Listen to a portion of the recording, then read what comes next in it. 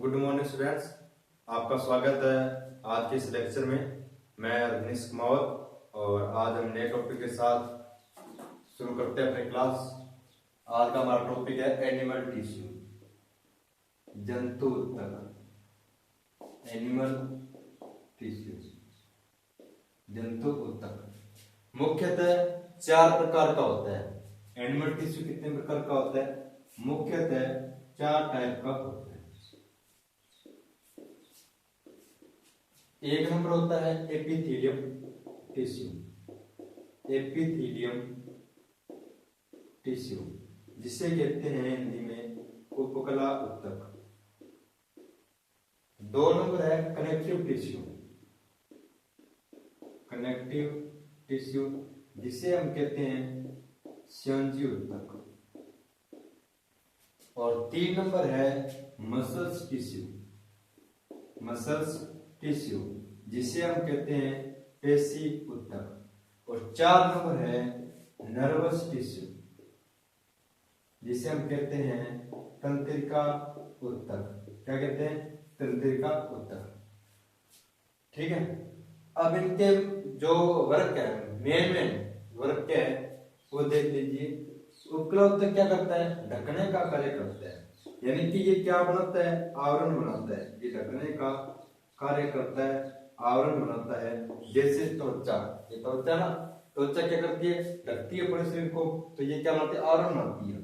संयोजी ऊतक, संयोजन, संयोजी जोड़ना। कनेक्ट का मतलब क्या है? जोड़ना। ये ऊतकों को और अंगों को आपस में जोड़ता है। तो ये क्या काम करता है? जोड़ने का कार्य करते हैं।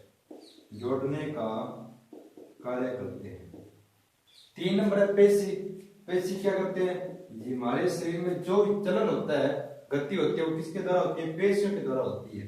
तो ये गति या प्रचलन में सहायक होता है, चलन में सहायक होते हैं। ठीक है, फिर आता है तंत्रिका ऊतक। ये क्या करते हैं? आपको पता है तंत्रिका, तंत्रिका क्या होता है? तंत्र बनते हैं, ऊतकों से क्या बनेंगे? तंत्र। और वो क्या करते हैं? सूचनाओं का प्रवाह करते हैं ना। तो ये किसमें सहायक होता है? सूचनाओं के प्रवाह में। सूचनाओं के प्रवाह में सहायक होते हैं। यानी कि इनके मुख्य वर्ग यही है। तो उपकला ऊतक वो क्या करते हैं? ढकने का कार्य। संयोजी ऊतक क्या करते हैं? जोड़ने का कार्य। पेशी ऊतक क्या करते हैं? गति या चलन में सहायक। और जो तंत्रिका होते हैं वो सूचनाओं के प्रवाह में सहायक होते हैं। अब हम क्या करेंगे? क्रम वाइज एक एक करके पढ़ेंगे। सबसे पहले क्या पढ़ेंगे? हम एपिथेलियम उपकला ऊतक पढ़ेंगे। तो चलिए शुरू करते हैं अपने एपिथेलियम टिश्यू। सबसे पहले क्या पढ़ेंगे? एपिथेलियम ऊतक पढ़ेंगे। अब एपिथेलियम ऊतक क्या होता है? यह क्या करता है? आवरण का कार्य करता है। क्या आवरण बनाता है? क्या बनाता है? आवरण बनाता है। आवरण बनाने का कार्य करता है। अब ये क्या करते हैं? त्वचा, मैंने आपको एग्जाम्पल बताया इसका। जो त्वचा होती है वो एक और तो क्या होती है? देह तल से जुड़ी होती है, और दूसरी ओर किससे अटैचमेंट होती है? बाह्य वातावरण के। तो क्या होता है? एक और देह तल व दूसरी ओर वातावरण, दूसरी ओर वातावरण के संपर्क में होता है। तो ये उपकला ऊतक क्या होता है? आवरण बनाने कार्य करता है। एक और देह तल और दूसरी ओर किसके संपर्क में रहता है? वातावरण के संपर्क में रहता है। अब उपकला ऊतक कितने टाइप के होते हैं? 2 टाइप के होते हैं। कितने टाइप के होते हैं? 2 टाइप के। एक नंबर है सरल उपकला ऊतक। सरल उपकला ऊतक जिसे हम क्या कहते हैं? सिंपल एपिथेलियल टिश्यू कहते हैं। 2 नंबर है संयुक्त उपकला ऊतक। संयुक्त उपकला ऊतक। अब ये क्या है? इसे क्या कहेंगे? संयुक्त है, कंबाइंड एपिथेलियम टिश्यू। सरल उपकला ऊतक और इसमें क्या डिफरेंस है? मेन डिफरेंस वो ये होता है कि सरल उपकला ऊतक मात्र एक स्तर से बना होता है। ओनली फॉर एक स्तर से निर्मित होता है। और जो संयुक्त उपकला ऊतक है वो किससे बना होता है? 2 या 2 से अधिक, 2 या 2 से अधिक स्थिरों के द्वारा निर्मित होता है। अधिक स्थिरों द्वारा निर्मित होता है। ठीक है, अधिक स्थिरों द्वारा निर्मित होता है। जैसे इसका एग्जाम्पल क्या है, जंतुओं की त्वचा। जंतुओं की त्वचा, जंतुओं की त्वचा ये क्या होती है, कई स्तरों से बनी होती है, दो या दो से अधिक स्तरों द्वारा निर्मित होती है। सरलोपलावतक एक स्तर से निर्मित होती है। अब देखिए जो सरलोपलावतक है, इनके अंदर जो सेल पाई जाती हैं उनके रूपांतरण के आधार पर, सेल में रूपांतरण के आधार पर जो सरलोपलावतक है वो कितने प्रकार के होते हैं, आगे 4 टाइप के होते हैं। कितने टाइप के होते हैं, 4 टाइप के होते हैं। तो हमें अब क्या पढ़ना है, सरलोपलावतक के 4 टाइप पढ़ने।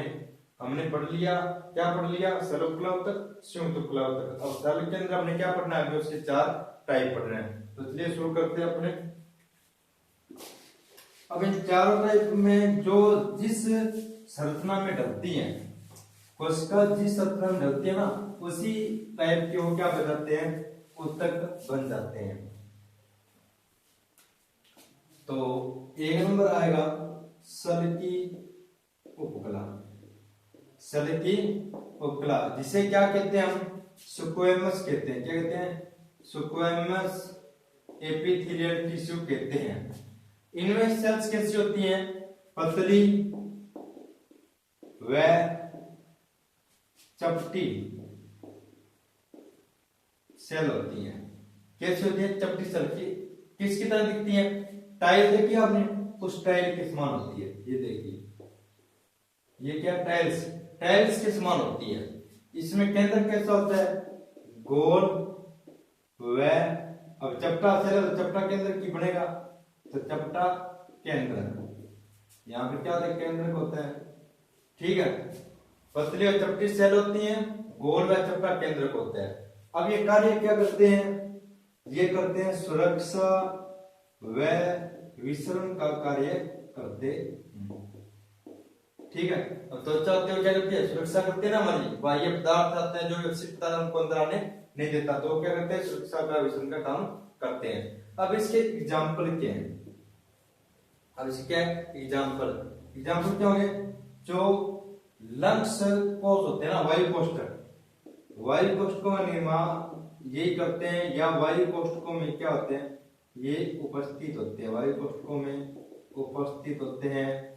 और क्या एग्जाम्पल है, हृदय, हृदय के अंदर भी क्या पाए जाते हैं, ये उपस्थित होते हैं, सल्की उपकला। ठीक है, अब हम 2 नंबर पढ़ेंगे घनाकार उपकला।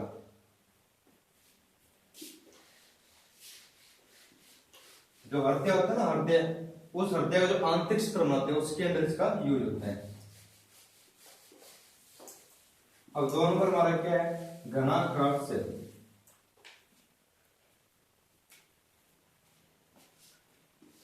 दो नंबर है घनाकार उपकला उत्तक, जिसे हम क्या कहते हैं, क्यूबॉइडल एपिथेलियल टिश्यू कहते हैं। अब इसमें सेल नाम से पता चला है घनाकार सेल होगी। कैसी होगी, घन जैसी सेल होगी, घनाकार सेल होंगी। और केंद्र कैसा होगा, गोल केंद्रक उपस्थित होता है। अब कैसी होगी सेल, ये देखिए घनाकार सेल है और इसमें केंद्र कैसा है, बिल्कुल गोल केंद्रक है। अब इनका काम क्या होता है, इनका काम होता है, एक तो होता है अवशोषण करना, 2 नंबर है स्त्रावन करना, और 3 नंबर है उत्सर्जन करना। अवशोषण में सहायक है, स्त्रावन में सहायक है, उत्सर्जन में सहायक है। सबसे इंपॉर्टेंट काम इसका क्या होता है, स्त्रावन व उत्सर्जन। क्या होता है, स्त्रावन व उत्सर्जन। स्त्रावन क्या करती है, आपने देखा होगा लार ग्रंथि, तो लार ग्रंथि क्या करती है, लार का स्त्रावन करती है। अब उत्सर्जन, उत्सर्जन में देखिए हमारी श्वेत ग्रंथियां होती है, जो श्वेत ग्रंथि होती है वो क्या करती है, पसीने का उत्सर्जन करती है। क्या करती है, पसीने का उत्सर्जन करती है। ठीक है, तो आपको समझ में आया। अवशोषण स्त्रावन उत्सर्जन से काम होते हैं। मुख्यतः काम क्या होता है, स्त्रावन उत्सर्जन का काम होता है। ये क्या करते हैं, श्वेत ग्रंथि द्वारा पसीने का उत्सर्जन का कार्य हो गया। लाल ग्रंथि द्वारा लाल का स्त्रावन होता है, स्त्रावन का कार्य हो गया। और क्या होता है, ये वृक्क नलिकाओं में उपस्थित होते हैं। वृक्क नलिका यानी कि किडनी ट्यूब्स होती है ना, उनमें क्या होते हैं, ये उपस्थित होती हैं। ये क्या होती हैं, उपस्थित होती हैं। ठीक है, तो इनके एग्जाम्पल क्या है, लाल ग्रंथि, श्वेत ग्रंथि और वृक्क नलिकाएं। अब हम पढ़ेंगे 3 नंबर पढ़ेंगे स्तंभाकार सेल्स। स्तंभाकार उपकला उत्तक पढ़ेंगे।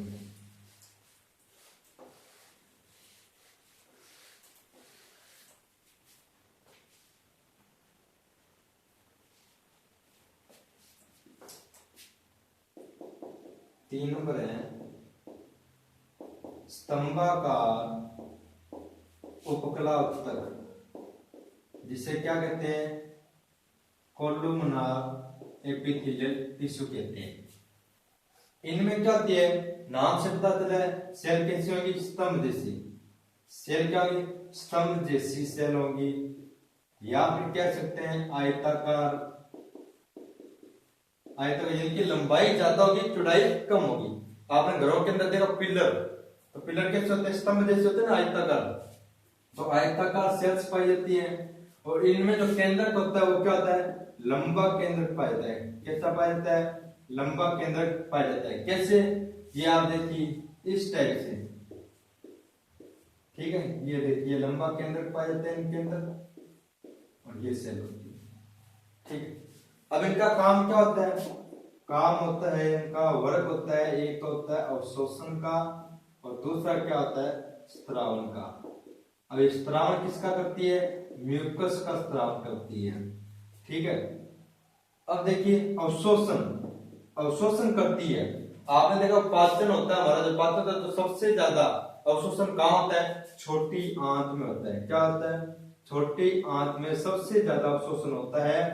और देखिए जो स्तंभाकार सेल्स होती हैं, उन सेल पर क्या होते हैं, छोटे छोटे क्या लगे होते हैं, सूक्ष्म माइक्रोविलाई लगे होते हैं। क्या लगते हैं, माइक्रोविलाई, जिससे हम क्या कहते हैं, सूक्ष्म अंकुर कहते हैं। क्या कहते हैं, सूक्ष्म अंकुर कहते हैं।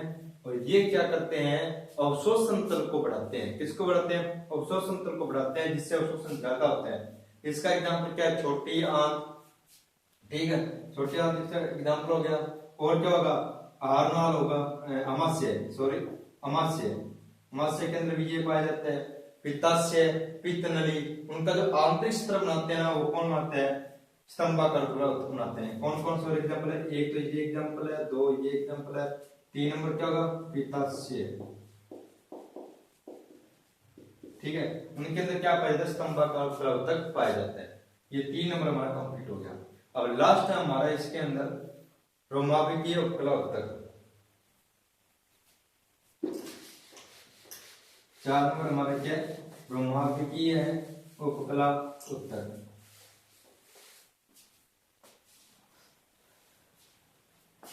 चार नंबर है रोमाभिकीय उपकला उत्तक, जिसे हम क्या कहते हैं, सीलिएटेड, सीलिएटेड एपिथेलियम। रोमाभ को हम पक्षमाप भी कहते हैं। क्या कह सकते हैं, पक्षमाप कहते हैं। इसमें क्या होता है, जो सेल होती है ना, वो कहीं के तो स्तंभ जैसी होती हैं, और कहीं की कैसी होती है, घनाकार होती है, घनाकार सेल होती हैं। ये क्या करते हैं, इनका मुख्य कार्य क्या होता है, ये गति में सहायक होते हैं, गति में सहायक होते हैं। अब गति में सहायक होने की वजह क्या है, वजह आपको नाम से पता चला, सीलिएटेड, सीलिया, पक्षमाल। तो इनमें जितनी भी सेल होती हैं, उनमें प्रत्येक सेल में कम से कम 20 से 30 क्या पाए जाते हैं, सीलिया पाए जाते हैं, जो कि क्या करते हैं, गति कराने में सहायक होते हैं। जैसे अंडवाहिनी के अंडे का जो आगे गमन होता है, वो किसके द्वारा होता है, सीलिया का द्वारा होता है। तो इसके एग्जाम्पल क्या होंगे, एक तो देखिए अंडवाहिनी, शुक्रवाहिनी, शुक्रवाहिनी, मूत्र नलिका, और क्या आएगा गर्भाशय नाल, गर्भाशय नाल। तो ये इसके क्या एग्जाम्पल है। सीधा सा आपको ध्यान रखना है गति किसके द्वारा हो रही है, सीढ़िया के द्वारा। तो जहां गति हो रही है वहां कौन सा उत्तक पाया जाता है, रोमापी के उपकला उत्तक पाया जाता है। ये हमारा उपकला उत्तक कंप्लीट हो गया। अब हम क्या पढ़ेंगे, कनेक्टिव टिश्यू पढ़ेंगे, स्योंजी उत्तक के बारे में पढ़ेंगे। तो चलिए शुरू करते हैं स्योंजी उत्तक, कनेक्टिव टिश्यू।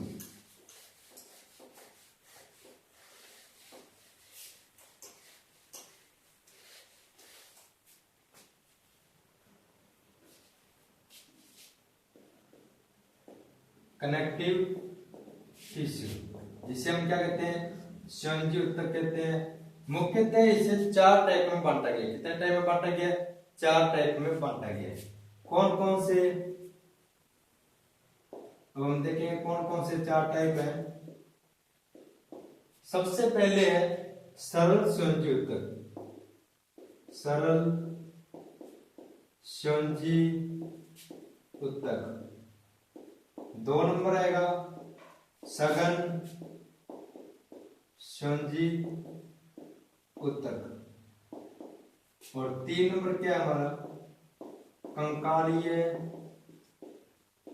स्योंजी उत्तक।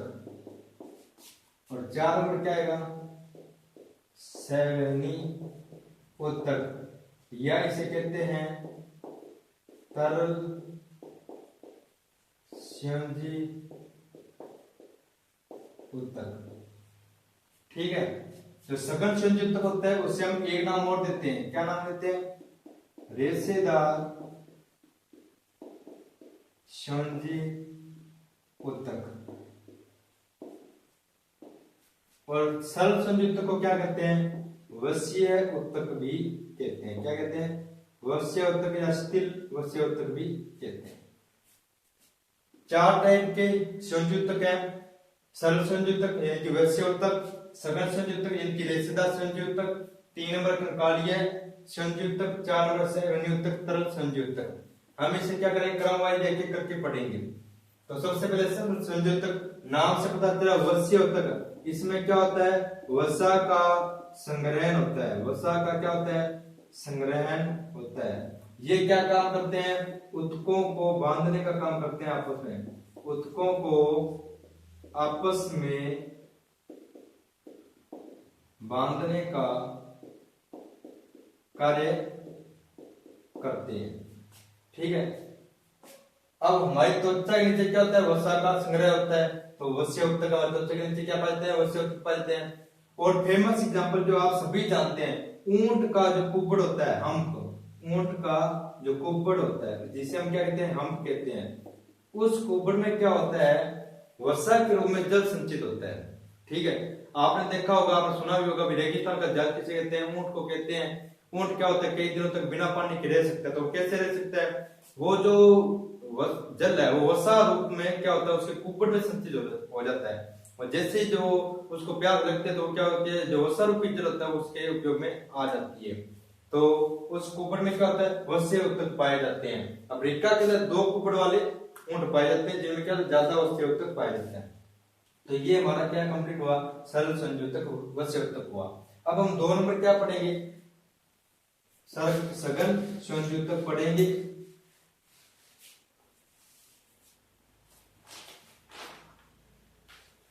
सघन स्योंजी उत्तक पढ़ेंगे। इसके अंदर क्या होगा, देखिए जो हमने वसीय उत्तक पढ़ा था ना, उसके अंदर क्या था, वसा थी यानी कि मटेरियल था। लेकिन यहाँ क्या तंतु पाए जाते हैं, क्या पाए जाते हैं, तंतु, इलास्टिन तंतु पाए जाते हैं, कोलेजन तंतु पाए जाते हैं। ये 2 प्रकार के होते हैं। कितने प्रकार के होते हैं, 2 प्रकार के। एक होते हैं व्हाइट फाइबर, श्वेत तंतु होते हैं व्हाइट फाइबर्स। और एक क्या होता है, येलो फाइबर, येलो फाइबर्स होते हैं। जो व्हाइट फाइबर होते हैं वो तो क्या होते हैं, कम लचीले। कैसे होते हैं, कम लचीले होते हैं।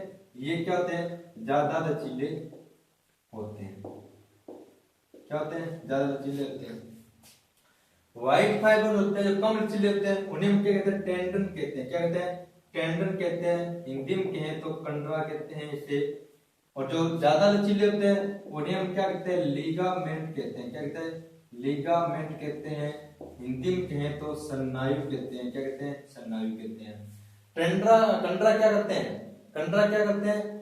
ये करते हैं कंकालीय कहते हैं। कंकाल की जितनी भी गतियां होती हैं वो किसके द्वारा होती है? टेंडन के द्वारा होती है। और जहां लचक की आवश्यकता होती है वहां किसकी आवश्यकता पड़ेगी? लिगामेंट की, क्योंकि ज्यादा लचीले ना, तो लचक की जहां आवश्यकता होती है वहां क्या काम करते हैं? लिगामेंट काम करते हैं। जहां लचक की आवश्यकता होती है वहां क्या काम आते हैं? लिगामेंट काम आते हैं। तो टेंडन और लिगामेंट, टेंडन होते हैं व्हाइट फाइबर, लिगामेंट होता है येलो फाइबर। इसमें सबसे इंपॉर्टेंट बात याद रखने वाली है जो सब में कंफ्यूजन पैदा करती है, भी टेंडन किसको जोड़ता है और लिगामेंट किसको जोड़ता है। तो हम क्या पढ़े? कनेक्टिव टिश्यू पढ़े हैं, संयोजक पढ़ रहे हैं, भी उसको जोड़ने का काम करते हैं। तो मैं आपको एक व्यू बताता हूं, आप उससे समझ सकते हैं कि क्या काम होता है उनका।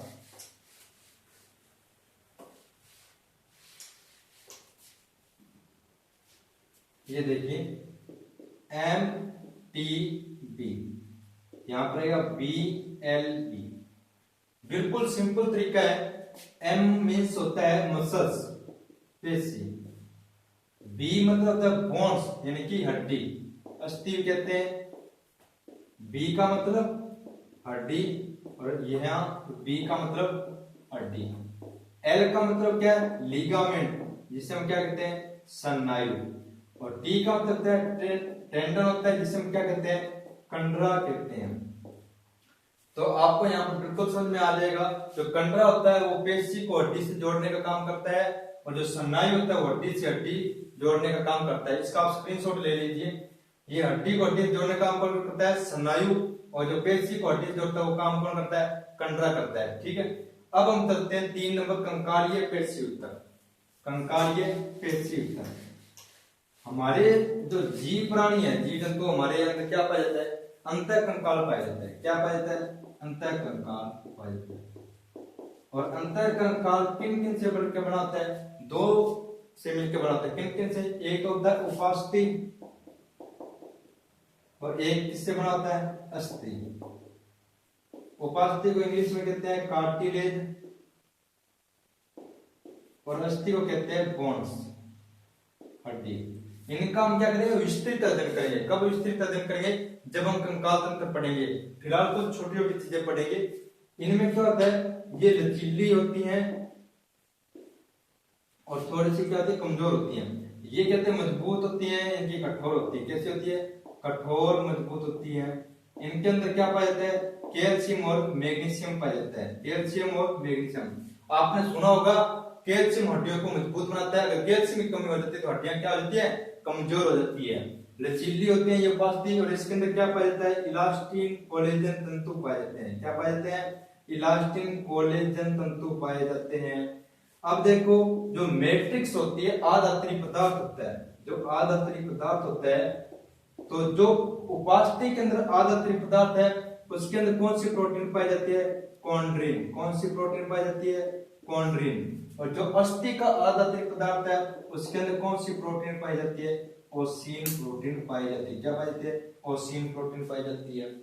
अब इसके एग्जांपल कौन से हैं? एग्जांपल आपको ध्यान में रखना है, नोज टिप। नोज टिप, जो हमारा नोज, नाक का जो शीर्ष होता है, नोज टिप, उसमें क्या पाई जाती है? उपास्थि पाई जाती है। ईयर पिन्ना, जो कान का जो पिन्ना होता है, कान पर लगा, इसके अंदर क्या पाई जाती है? उपास्थि पाई जाती है। और 3 नंबर क्या होता है? एपिग्लोटिस। एपिग्लोटिस में क्या पाई जाती है?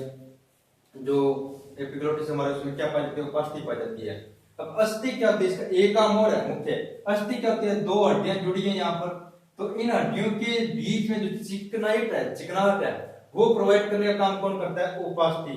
2 अस्थि के जॉइंट में चिकनाहट पैदा करने का काम कौन करता है? उपास्थि करता है। ये अस्थि क्या करती है? ये शरीर को मजबूत बनाती है, सपोर्टिंग देती है, सहारा प्रदान करती है। वैश्विक मानव के अंदर 206 हड्डियां पाई जाती है। कितनी हड्डियां पाई जाती है? 206 हड्डियां पाई जाती है। सबसे लंबी हड्डी कौन सी होती है? फीमर होती है। और सबसे छोटी कौन सी होती है? कान की स्टेपेज होती है। क्या होती है? कान की ग्रंथि कौन सी? हड्डी कौन सी होती है? स्टेपेज होती है। और सबसे कठोर पदार्थ कौन सा? शरीर का इनेमल। दांत का क्या होता है? इनेमल। वो क्या होता है? सबसे कठोर पदार्थ होता है। ठीक है, वाक्य में स्थित अध्ययन करें कंकाल तंत्र में। अब चलते हैं लास्ट सेवेनी उत्तक तरल संधि उत्तक। अब सेवेनी उत्तक क्या क्यों नाम दिया गया? सेवन का मतलब होता है पदार्थों का परिवहन करना है। क्या करना? पदार्थों का क्या करना? परिवहन करना। ये क्या करते हैं? ये तरल के रूप में पाए जाते हैं, तरल संयुक्त है। ये क्या करते हैं? तापक्रम नियंत्रित करते हैं। क्या करते हैं? तापक्रम को नियंत्रित करते हैं। ये परिवहन का काम करते हैं, ठीक है, इसलिए इसे हम सेवन युक्त करते हैं। ये क्या पदार्थों को परिवहन करते हैं, अवशिष्ट पदार्थों को बाहर निकालते हैं और परिवहन का कार्य करते हैं। इनकी ऑक्सीजन को लाने ले जाने का काम करते हैं, तापमान को नियंत्रित करते हैं। तो ऐसे कौन से तरल संयुक्त है? दो हैं। कौन कौन से? एक तो होता है ब्लड यानी कि रक्त, और एक क्या होता है? लसिका होता है, लिम्फ, जिसे क्या कहते हैं? लिम्फ कहते हैं। ब्लड रक्त सभी जानते हैं। लसिका क्या होता है? देखिए, लसिका के अंदर क्या होता है? जब हम सड़क पर गिर जाते हैं तो वहां से बिना खून आए चमड़ी छिल जाती है, तो क्या होता है? खून नहीं आता, श्वेत द्रव्य पदार्थ निकलता है, वो क्या होता है? लसिका होता है। खून नहीं आता, चमड़ी छिल जाती है, वो क्या होती है? लसिका होती है। लसिका के अंदर क्या होता है? WC की मात्रा सबसे अधिक होती है, इसलिए वो क्या होता है? श्वेत द्रव्य होता है। कैसा होता है? श्वेत रंग का पदार्थ होता है। इसके अंदर श्वसन वर्णक हीमोग्लोबिन, श्वसन वर्णक हीमोग्लोबिन नहीं पाया जाता, और यहाँ पर क्या होगा? हीमोग्लोबिन पाया जाएगा। ब्लड में दो पार्ट होते हैं, एक होता है 55% और एक होता है 45% भाग। 55% भाग कौन बनाता है? प्लाज्मा। कौन बनाता है? प्लाज्मा। 45% भाग कौन बनाता है? ब्लड सेल्स, ब्लड सेल बनाती है। प्लाज्मा में क्या पाया जाता है? 90% जल पाया जाता है, बाकी अन्य पदार्थ कार्बनिक पदार्थ पाए जाते हैं। ब्लड सेल में क्या होते हैं? तीन टाइप होते हैं। कौन कौन से होते हैं? आरबीसी, डब्ल्यूबीसी और प्लेटलेट्स। अब देखिए, सबसे ज्यादा मात्रा में क्या पाया जाता है? आरबीसी, उससे कम प्लेटलेट्स की मात्रा होती है, और सबसे कम किसकी मात्रा होती है? डब्ल्यूबीसी की होती है। हम इसका विस्तृत अध्ययन कब करेंगे? जब हम क्या पढ़ेंगे? रक्त परिवहन तंत्र पढ़ेंगे, या अलग से लेक्चर में पढ़ेंगे। अलग से क्या पढ़ेंगे? लेक्चर में इसको पढ़ेंगे ध्यान से।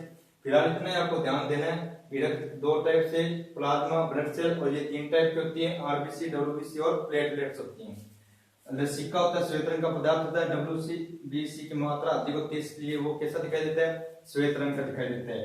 हीमोग्लोबिन वर्णक अनुपस्थित होता है। ये क्या करते हैं? तापमान को नियंत्रित करते हैं, पदार्थ परिवहन में सहायक होते हैं, इसलिए इसे हम क्या कहते हैं? सेवेनी उत्तक कहते हैं। तो आज हमने दो टिश्यू पढ़े हैं, उपकला उत्तक और संयोजी उत्तक। बाकी दो रहेंगे, पेशी उत्तक और तंत्रिका उत्तक, जो हम पढ़ेंगे नेक्स्ट लेक्चर में। मैं उम्मीद करता हूँ भैया आपको जो दो टॉपिक पढ़ाए गए बिल्कुल समझ में आए होंगे, और नेक्स्ट लेक्चर में हम आगे वाले टिश्यू का अध्ययन करेंगे। तब तक के लिए धन्यवाद।